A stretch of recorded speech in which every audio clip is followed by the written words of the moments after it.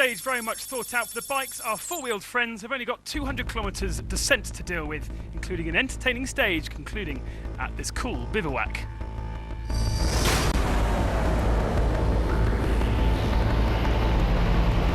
After restoring confidence in his Hummer, Nasser Al-Attiyah was flying once again, but it took some time, the Hummer being held back somewhat by the altitude at the start of the stage, with the engine losing power.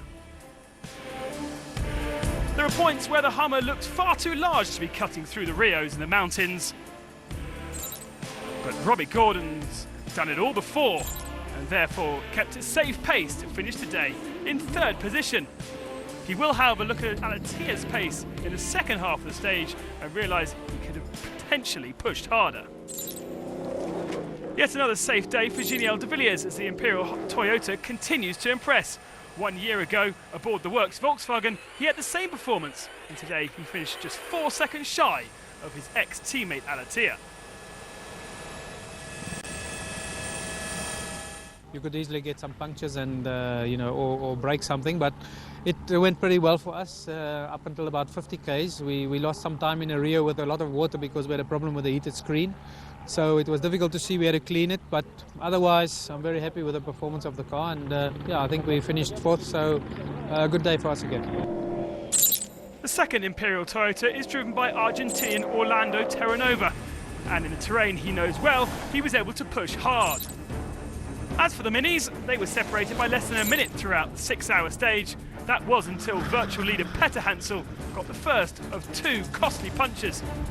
Lost 7 minutes, firstly with a slow puncher, and then with a more serious rear puncher, caused, he thinks, by the heat.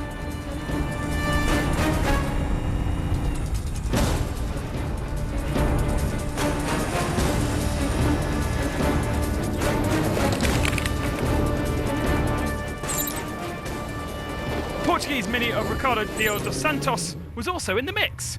Just a few seconds off Petter Hansel through the first checkpoint. He was second. But come the end of the stage, things went very wrong, and he ended the day in a large puddle.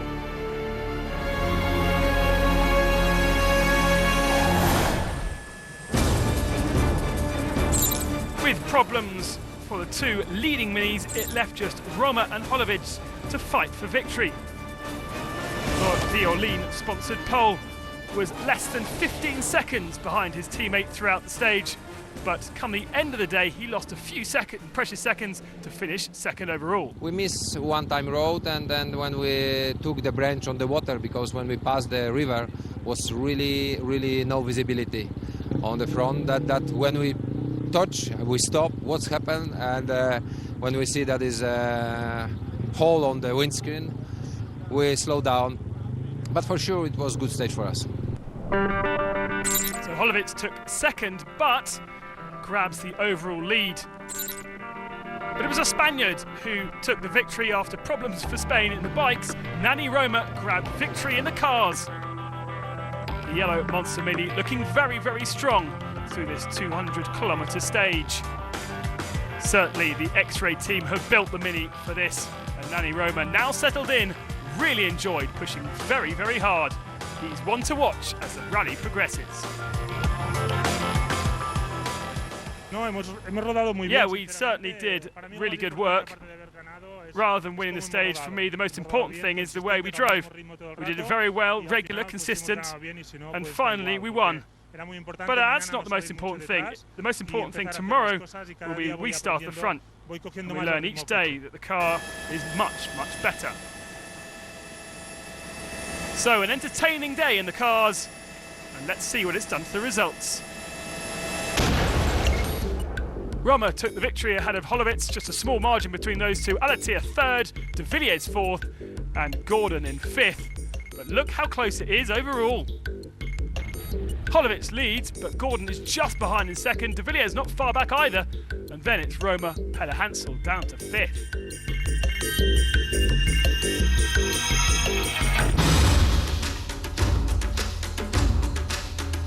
Coming next in the trucks, we see if new leader De Roy can really keep those Kamaz at bay.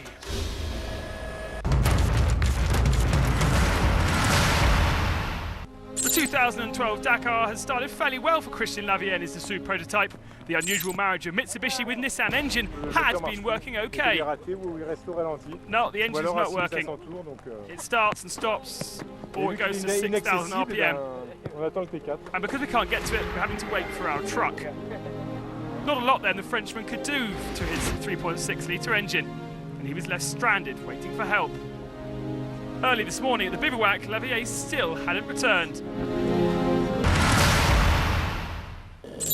Team X-Trade had quite a fright yesterday. While the minis were flying, Russian Mironenko in his BMW X3 had a roll. Eventually they got it back on all four wheels, but he lost 2 hours. He was supposed to be the rising star of the bike race, but for Sam Sunderland, it all went wrong at refuelling during stage 2. I'm not sure. As I pulled in, it just cut full and won't start now. A real nightmare for the young Brit based in Dubai. His Honda definitely wouldn't start, and he was forced to call his assistants to make it to the bivouac. Race over for the Honda rider.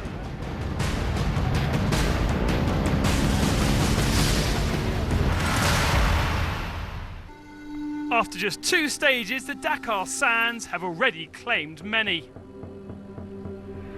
The trucks are faring relatively well. Just one has officially retired. Okay, In the cars, we've already lost 12, 149 still running.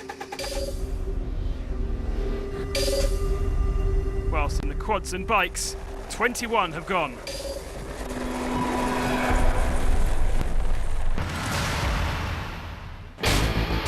The heat was on and rising in the bivouac.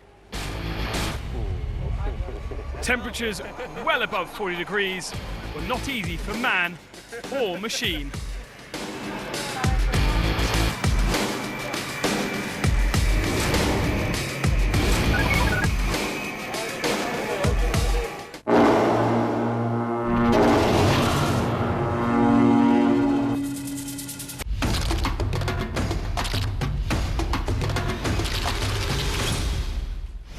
During a special on the Dakar, this is what one might expect to hear. But this year on the rally, the desert is sometimes far quieter. This is a revolutionary silent car that can cover 800 kilometers thanks to batteries. For the first time, an electric car has started the event in Mar del Plata and is still racing. The Oscar EO of Saukins and Dambis.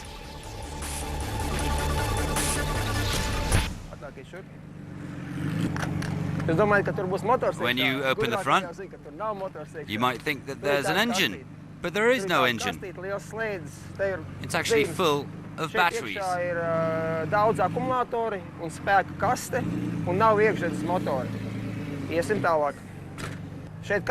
Inside the car, it looks a bit like a Boeing because of all the screens. We can check all the information, temperature, the current.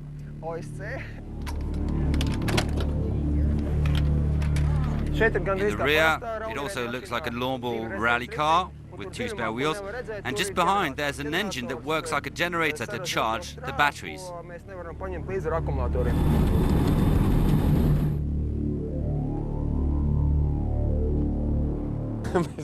We like to be considered as pioneers. Now we have 2 tasks on the Dakar: to finish the race and give others inspiration.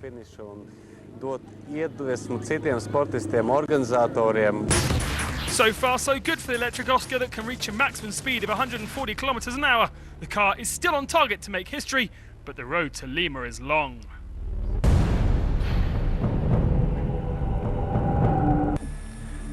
And so to the big beasts in the truck category. And yesterday saw a new leader. Gerard Deroy, in his rather nosy-looking Iveco, took a commanding stage victory ahead of the rest. It's what was expected from the Deroy truck, but the way he did it and the way he beat the Kamaz was very unexpected.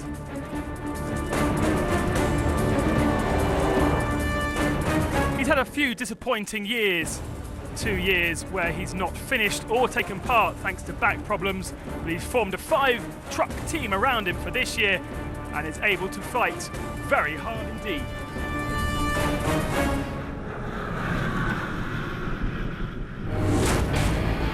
Elise Kamaz finished in the top 5 in day 2, Eduardo Nikolaev grabbing second after a stern talking to from team manager after a lack of performance in day 1. For Kamaz, Arthur Advictus has been the most performant so far. The Astana driver doing very well for Kazakhstan despite not running in Red Bull colours.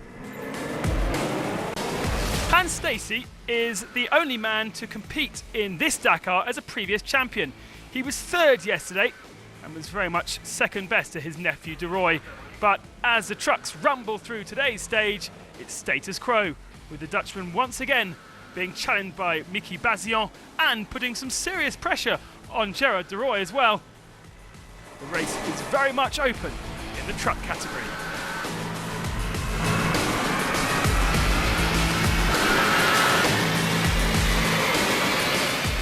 And one last little story, Gerard van der Waal struggling yesterday, getting stuck in the mud.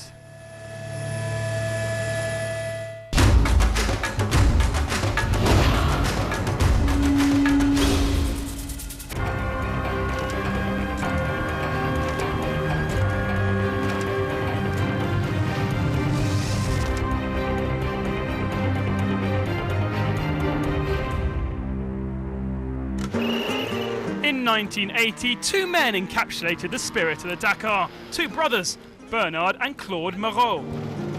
Real heroes who had already been known in Africa after earning themselves a good reputation between Algiers and Cape Town in an R12 Gordini 8 years before. We'll have to fight. We don't have a choice. If we don't fight, there'll be 4 Iltis in the lead and the race won't look like anything. So we have to battle. Already the battle between privateer and giant manufacturers had begun. The Moreau brothers, armed with an R4 Renault, were fighting it out with the Italy's designed by the army for Volkswagen. The Moreau brothers are the only ones able to compete and eventually won a special and finished 3rd overall. In 1981 they were forced to quit, but then came 1982 when Claude and Bernard showed up in an R20 Turbo Renault. Their opponents, Jackie Ickx in a Mercedes and Jean-Claude Brevin in a Lada.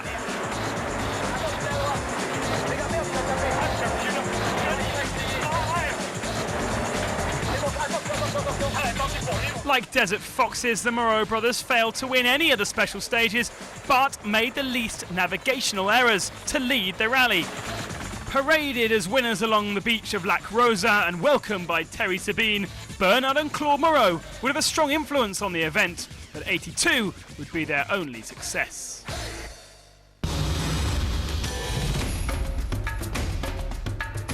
Tomorrow, stage 4 is another long day from the racetrack of San Juan to Chilecito, skimming through the Andes.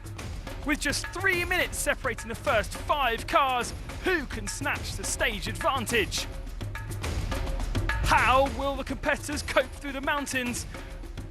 And with roles reversed in the bikes, can Coma do the chasing on Desprez? All this and more when the Dakar adventure continues.